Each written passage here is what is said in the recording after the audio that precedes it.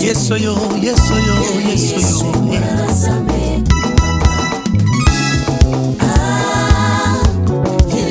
Osikiranga yeso, yeso mwana la zambe mama. Yesu, kumama na yo na bomu na yesu.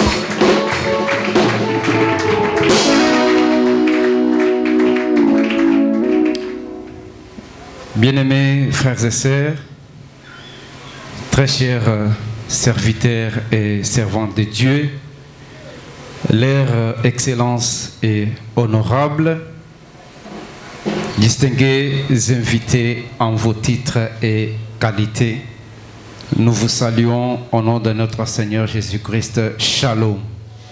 Shalom. Que Dieu vous bénisse abondamment ce matin.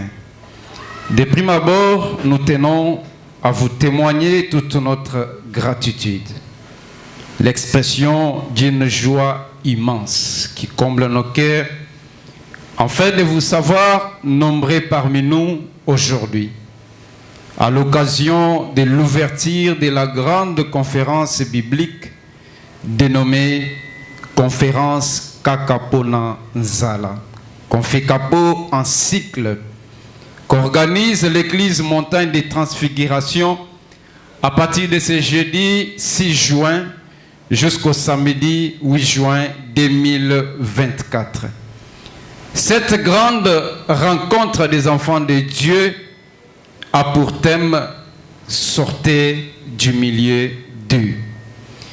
Un temps de réflexion marqué par de grands échanges qui verra passer tour à tour différents orateurs de renommée, chapeautés par votre humble serviteur. J'ai cité les prophètes Moïse, Wanzambi, dit Ra, que je vous demande d'applaudir très fort. Bien-aimés frères et sœurs, distingués invités, votre présence en ces jours se justifie par l'intérêt que vous attachez à la parole de Dieu, qui est traduite aujourd'hui par la vision que nous partageons ensemble, celle d'amener le peuple de Dieu à sortir de la misère et la médiocrité qui gangrènent aujourd'hui notre société. C'est dans cette optique que la conférence Kakapona Nzala vient en réponse.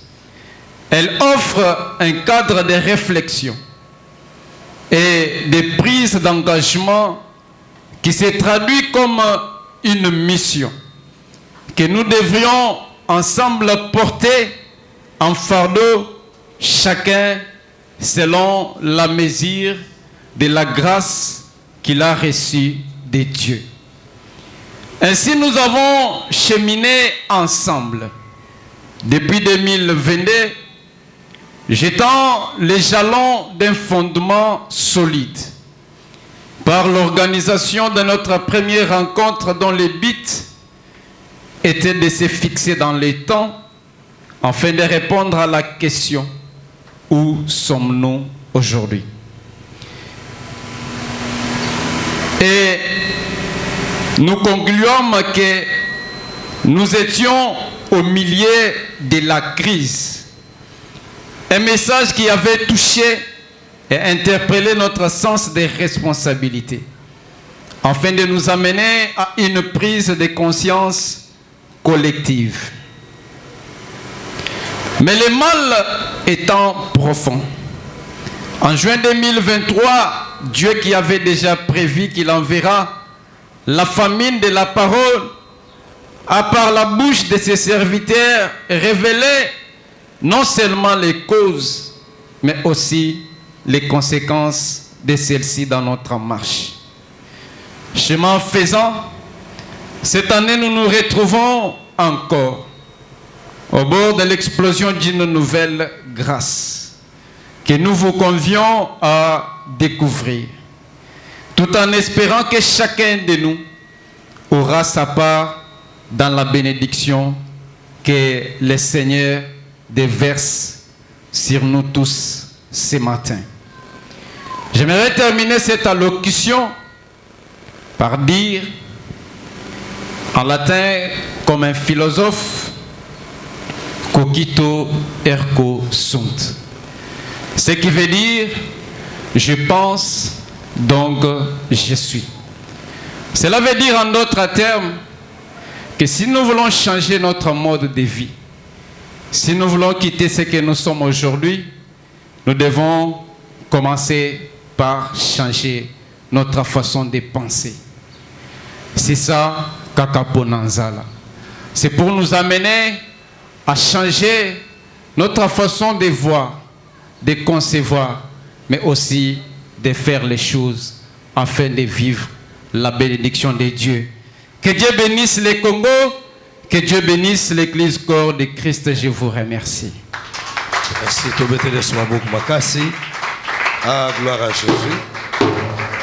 Je pense que sans plus tarder, Nalina Benga, hôte des assises, de ces assises plutôt, mais Nayamuna Benga ye, conférence Nabiso, Komo Nangwezali, Kakapo Nanzala. Atmosusu bazotu na Kakapo Nanzala izanini. Nazolingana expliquer dans peu de mots. Kakapo Nanzala, bamusu bakoti loge. Kakapo Nanzala, bamusu bakoma ba double sim. Nous avons le Kakapo Nanzala ba passer bakomi ba PD. Excusez-moi les termes. Kakapo Nanzala, yana ba passer ba teka ba église. Kakapo Nanzala. Yana ba to ba teka ba ministère. Kakapo Nanzala. Je connais un pasteur, il est notre voisin. Kakapo Nanzala a teke église pas chez un pasteur, il y a l'église du réveil, mais à teke la branamiste. Donc baza va voisin na biso. Kakapo Nanzala a teke église à Kendangola. Donc eza histoire connue. Kakapo Nanzala les loba to ba komi ko changer même ba façon de prier. Kakapo Nanzala. Kakapo Nanzala to komi na bandimi. Il y a triple pasteur. Aoluganini Kakapo Nanzala. Kakapo Nanzala lelo ebele bateki boyaya. Oyebi histoire ya Esaú na Jacob. Esaú ndazaki mukolo mais Kakapo Nanzala ateki kiyaya. Mais conférence oyeye pour interpeller biso que biso tokoki jamais pour Nanzala toteka bomoto na biso. Kakapo Nanzala tokoki te koteka ministère na biso. Nazo interpeller biso susu eloko moko. Muto atikalaka fidèle na Nzambe, Nzamba salaka ye. Tokolo bamen basala Nzambe. Muto atikalaka fidèle na Nzambe, Nzamba salaka ye. Et puis Nzambe pa yokaka ye. Soko za fidèle, oteki bomoto no pona Nzala te, Nzamba osalela yo. J'ai une expérience na otiko yebsa prophète. Soki oteki ministère te pona Nzala, Nzamba koyoka yo pa kosalela yo. Il y a un pasteur, un musulman, a fundi église du réveil pour bazakota koto bazo chamso makelele. Muto afundi nani imam. Tanga fundi a bengingai oh évangéliste va fundi biso. Ngana bite benga chef à district na bino parce que ça ya RC chef à district a benga président église du réveil va retrouver leur solution. Batindele 4 avocats. Passer à lobby na kotika likambo boyote fona kota mabondeli. Bande kona ngai. Kakapo Nanzala soko te kiloto mote o te kibo motote Nzamba koyoka yo. Donc procès a fixé le lot na 13h. Et bakoti mabondeli imam wana kufi lobi na 23h. Doza na morgue bazo zela bango. Abenga lobi ngana okende na ba avocat ba pesinga na institution tozokende. Donc procès a le lot mais le médecin en question est mort. Donc soko za fidèle oteki bomoto na yote Nzamba ko banda ko yoka yo. Mutu nyonso ko banda ko sala complot d'une manière injuste. Kaka po nuire réputation na yo.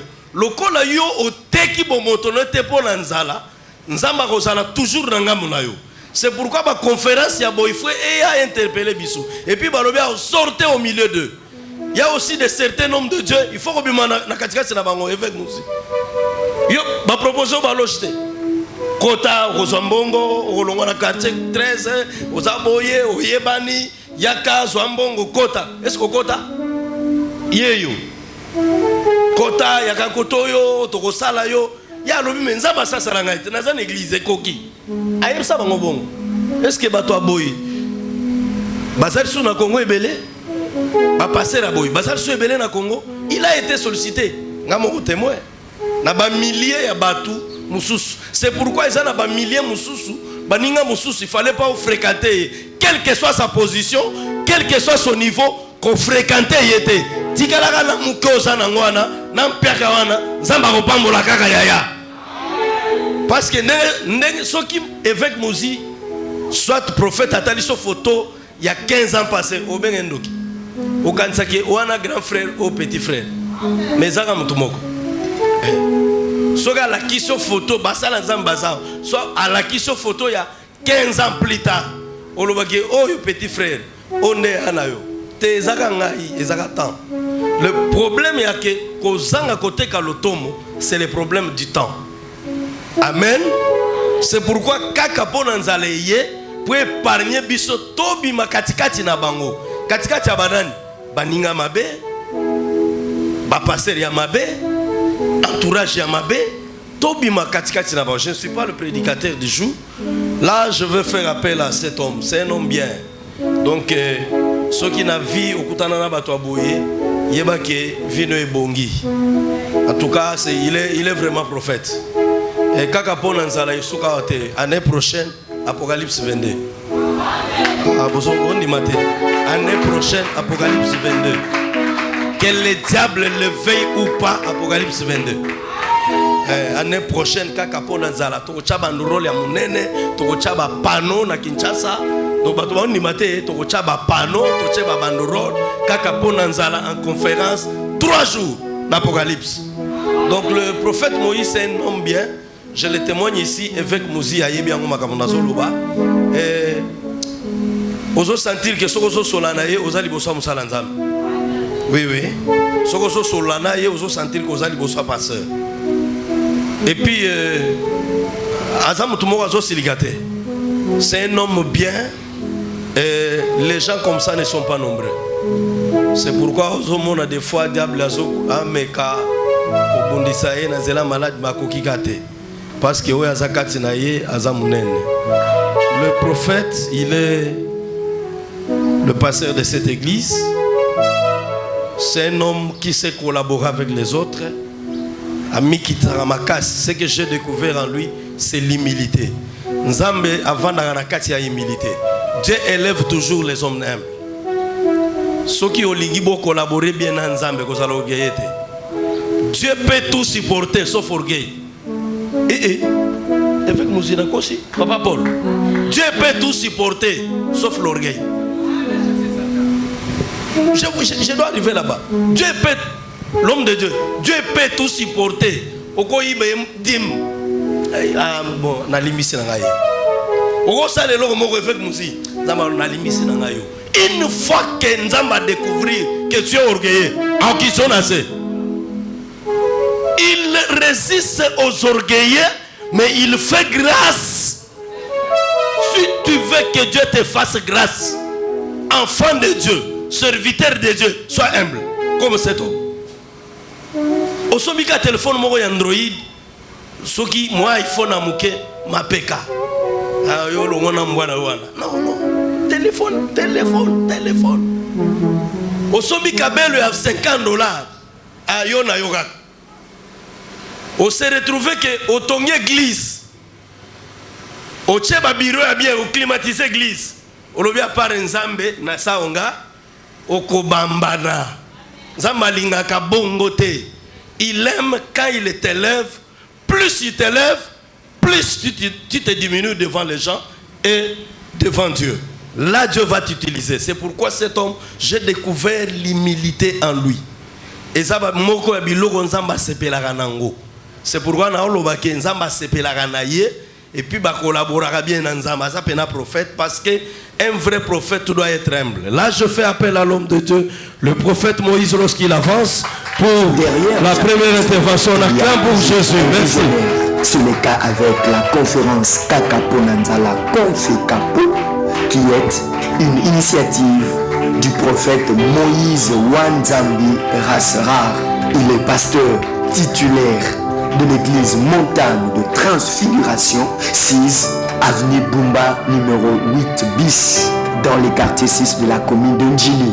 Le prophète Moïse Wanzambi Rasrar est prédicateur de la parole, missionnaire de l'évangile de Jésus-Christ, conférencier, mais aussi un homme de Dieu très sérieux dans l'œuvre de Jésus. Il est passionné de la crainte de Dieu. C'est lui qui va nous apporter la parole de Dieu tout de suite. Alors, écoutons-les.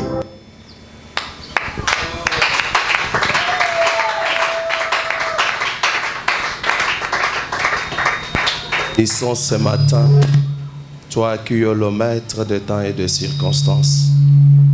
Merci pour tout ce qui s'est fait déjà et merci pour ces moments. Nous t'invitons, Père, de nous parler dans quelques minutes. Accepte, éternel Dieu, que tu sois toujours et pour toujours au milieu de nous. Parle à tes serviteurs, parle à tes enfants. Parle-nous car nous avons toi et nous t'avons ainsi prié au nom du Seigneur Jésus. Amen. Amen. Nous pouvons regagner nos places. Je vous salue tous au nom du Seigneur Jésus. Nous vous accueillons avec joie dans cette carte modeste pour cette grande manifestation de 3e édition conférence Kakapo Nazala. mokolo na lelo pona édition na biso ya mbala misato oezali kolobelete kaka pona nzala. J'ai aimé l'intervention de révérend évangéliste Jean-Marc.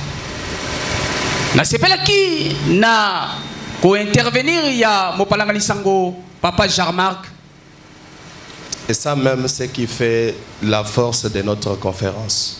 Boye yango wana ndeza ko sala bokasi ya conférence na biso. Alors chaque action ou chaque événement a toujours eu une révélation particulière que Dieu a donnée à son serviteur. Boye mililu bobo soto ko salaka to mabangisio soto ko salaka yango salaka na emoniseli oyo nzambe apesaka pe bisika wana. Nous remercions tout le monde qui nous avait assisté de la première édition, deuxième édition et aujourd'hui aussi à la 3e édition, vous êtes là présents. Boye topesi bo matondi na bao nyonso bazalaki na biso na ebandeli ya liboso na ebandeli ya mibale kino tozala bino na misatu tikete nzamba pambola bino. Pour cette 3e édition de cette conférence, pona édition ya misatu ya milulu oyo, je remercie beaucoup avant d'entamer ma prédication de ce matin. Nazali kozongisa matondi mingi ya mbona kota na matin na nga na tonga lelo. C'est lui que j'ai toujours appelé un héros à l'ombre. C'est la personne du prophète Junior Botomuito. Botomuito. Avec tous les serviteurs de Dieu qui nous a assistés de le premier mai jusqu'au 30 mai que nous avons clôturé le programme de nos prières. Le 1er mai, le 30 mai, oyo tozalaki awa na mabondeli. Je remercie Papa Jean-Marc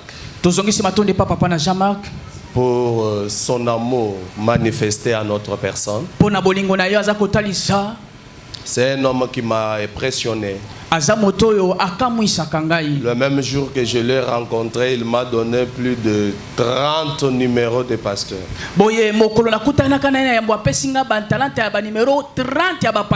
Deuxième jour de notre rencontre, il m'a amené même à la domicile des autres. Quand je suis allé voir l'évêque Mozi qui est là présent, j'ai compris que pour que les musiques faut Amen. Amen. C'est un papa bon Aza papa malamu. qui a tout laissé pour cette organisation. Tala papa tiki nyonso pona milulu yo. Il a une grande église. Aza na église monene. C'est quelqu'un qui a beaucoup d'occupations. Papa aza na makambo ebele. Et j'avais beaucoup pleuré les jours où il m'a dit je n'aime pas participer aux conférences. Mais je n'arrive pas à comprendre pourquoi Dieu accepte que j'entre dans ton affaire.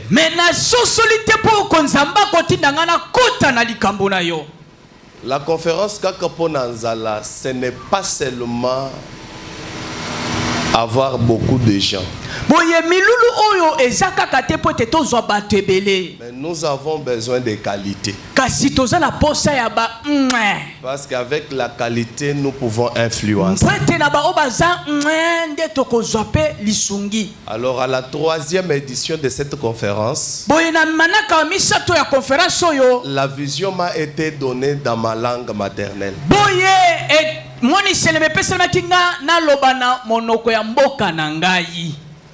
En tout cas, si vous m'imposez de parler en français, c'est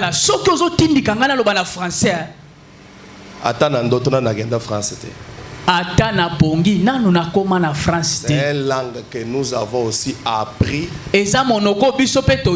par la force à l'école. D'ailleurs, à l'école, on fuyait. Parce que l'heure où le professeur de français entre, il entre avec des proverbes, il entre avec des conjugaisons. La tête était déjà fatiguée. Si je voulais parler en lingala, il y aura des... Je commencerai à béquiller beaucoup. Alors, la vision de 3e édition, je l'avais trouvée et on m'avait dicté ça dans ma langue maternelle. Pour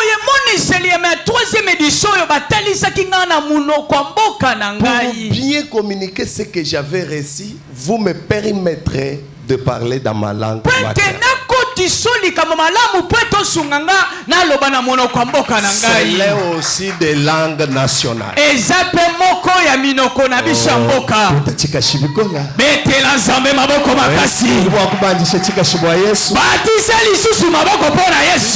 Je me sens à l'aise.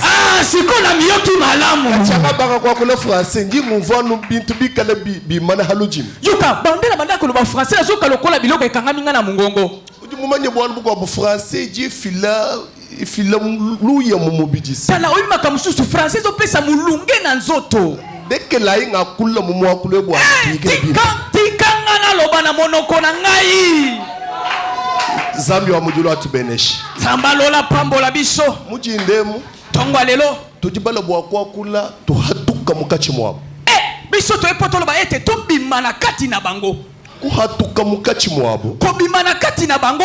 Kuji différence dinene bikoni. Ezana bokeseni ya monene makasi. Ne bambila muntu ni. Bantu bazoye bisa motete. Hatuka munda mwenda. Bimakati na ye. Hatuka munda mwenda. Bimande kati na ye. Hatuka mukachi mwabo. Bimana kati na bango. Chichi hatuka chenza buchintu chumu. Ezali komete loko mozo mezane te loko moko. Chintu chumu watu. Emeze biloko moko te. Waki bamba ni hatuka munda mwenda. Tamba zobe te bimakati na ye. Bachi bakula bwa muntu. Basali komete pula moto moko. Waki bamba ni hatuka mukachi mwa. Balabi bete bimakati na bango. Tubaji babu.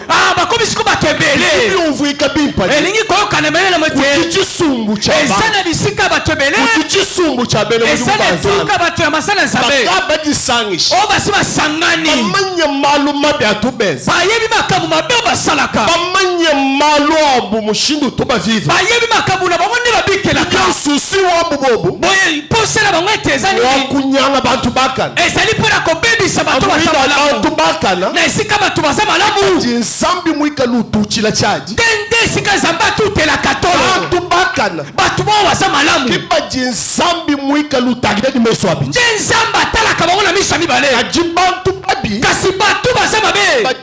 kati mwajenza malwa bazala kata kosala makambo na bango influence bantu mpona koinfluence baninga yechichinkemesha nti oyo eza kokamwisanga eza nini ye muno mwakana ntango nazomona moto aza malamu bamuti muno kuti muntu mubi bakweyisi epa na moto aza moto mabe kuchibangishilo yoka na ebandeli muntu mwakana uvumu mutu malamu azalaki kabo moko jina jenda nsambi moto wana kombona ezalaki nzambe bwalu yona udi wambani pete yonasi azalaki koloba ete uchibangishilo kwa akadiji yona azalaki koloba ete na ebandeli ezalaki liloba jija akadi nsambi liloba ezalaki nzambe jijivu nsambi liloba ezalaki nzambe jija akafuka byonso liloba ekelaki nyonso bidye bumu akafuka jiyi byonso lokola liloba ekelaki biloko nyonso bikengele ni muntu mubikala ho esengeleki ete mutu mabe mpe azala jiba jijiba bankutumbisha nsambi ntango babandi kokumisa nzambe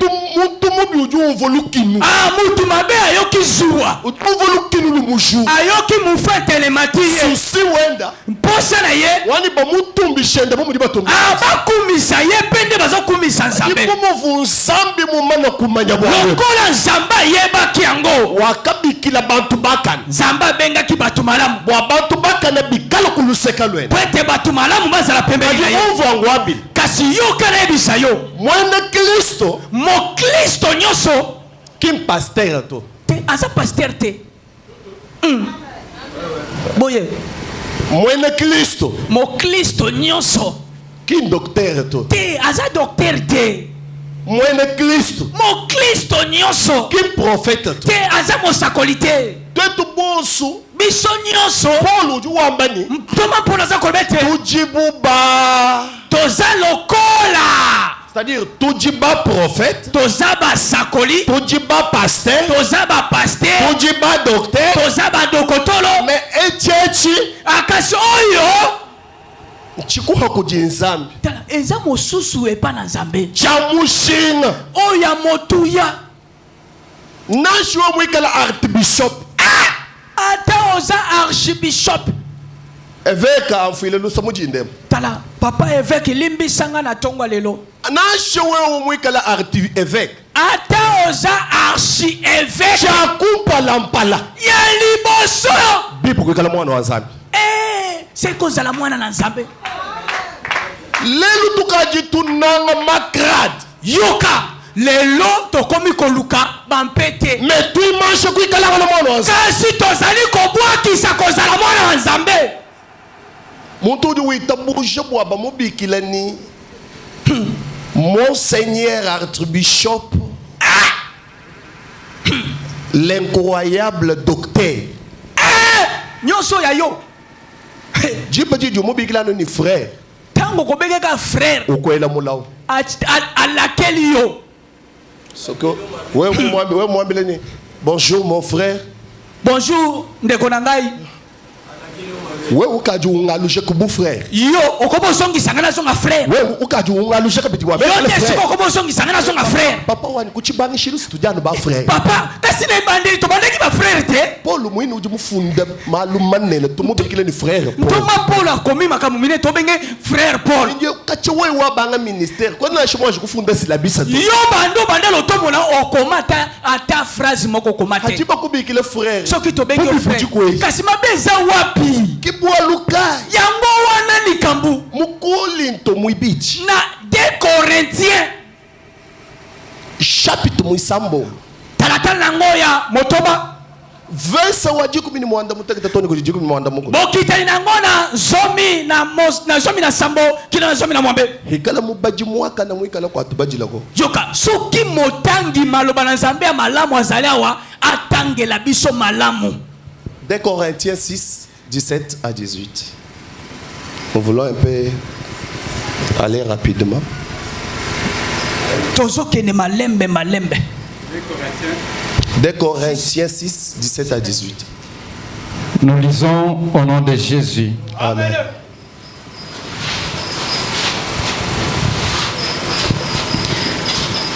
Nous lisons dans 2 Corinthiens chapitre 6, versets 6 à 7 au nom de Jésus. Versets 17 à 18. 17 à 18 au nom de Jésus. Amen. C'est pourquoi Na yango wana sortez du milieu d'eux bobima na katikati na bango et séparez-vous, bokabwana dit le Seigneur. elobi Yahweh. Ne touchez pas à ce qui est impur, Bosimba na oyo ezali mabete et je vous accueillerai. ngai na koyamba bino Je serai pour vous un père. na kozala pona bino tata mosala nzambe apesi ngai ki mujimu wa kunyanga kashe eza mosala ya kobebisa te mujimu wa kulongolola eza mosala ya kobongisa lelo tujini ba Paul mo eglise lelo tozala bapole na kati ya eglise nzambi mo eshamuji oyo nzambe apesi misala olie wa kulongolola na esika bango bongisa kaji benda banyanga kashe bango bakomi kobebisa olie wa kuibaka ya esika batonga bakaji benda buhula bakomi kobuka jimba jiji Paul uvo bwalu ntango Paul ayoki likambo ujubi kile Tito abengi Tite ujuba ngo kufunda muka abandi kokoma letre uliwamani wewe Tito alobi yo Tite kutuma nazotinda yo wewe ya kukolinto po ete yoke na Korinte kabandileni okende kobisa bato na Korinte mopostol eza na motoma ujudila mwaji oyo aza kolela mpasi wa karakter mpo na bisaleli avi oyo na bomoi ulujinwelo bashange oyo bino bobongo ngela meshi ntango nazobanza ki comprendre nazososola ete malotu kajitweza pite makambo tosala sikoyo malofu nzambi mutu eza makambo oyo nzambe alongisela biso kuchibangishi po ete na ebandeli kuchibangishi na ebandeli kuchi wakatuta kene ni nzambi ntango yo okutanaki na nzambe ofuni malofu nzambi mukwanda ozalaki na makambo oyo nzambe ayebisaki yo lelo kasi lelo kwetu bena mutu mubanzana omoni basali na nzambe tukajibaha moi tokomi basali na nzambe tobosani kihachila ketu mumujimu wa nzambi mosala na biso na makambo na nzambe kihachila oyo eza motuya mumujimu wa nzambi na kati ya mosala na nzambe nous avons un objectif toza na etinda par lequel Dieu t'avait appelé, oyo epepi nzambe par apekaki lequel yo Dieu t'a choisi, oyo epepi nzambe par apekaki yo lequel Dieu t'a confié la oyo vision, epepi nzambe apesi yo par lequel moniseli Dieu t'a envoyé. oyo epepi nzambe atindi yo Et pourquoi tu oublies que le Seigneur t'a mpona préparé bino auparavant? bosali oyo nzambe ayebisaki yo Qu'est-ce que tu fais aujourd'hui? oyo ozosala C'est lelo ce qui a été dit. yango nde elobamaki Chichi weza lelo. oyo ozosala lelo Chichi vunzambi mukwandila tu. eza oyo nzambe ayebisaki yo te tika tika tika Amen. amen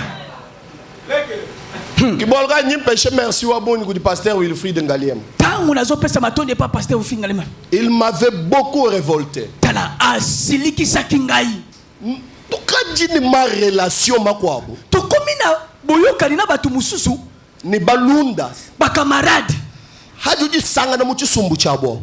mikuti na kati ya lisanga bakamarade oyo Bwa wewe kuyishaka bijibulele la kabuchena kutu. po ete yo te ya kaka verité solo oyo eza lisusu te Bwa luka juchini memo muyisha malo ajinzambi ungambila njinta huluka ni muntu kapa. okomi kobanga soki nayebisi moto baverité na kokabwana na ye Papa nanga molimo esimba yoloba magamuna oloba.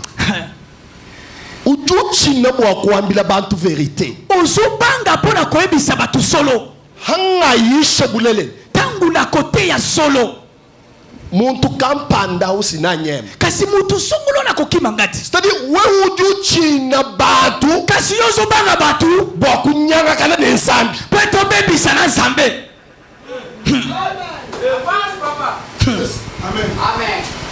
Vaut mieux que les gens te quittent.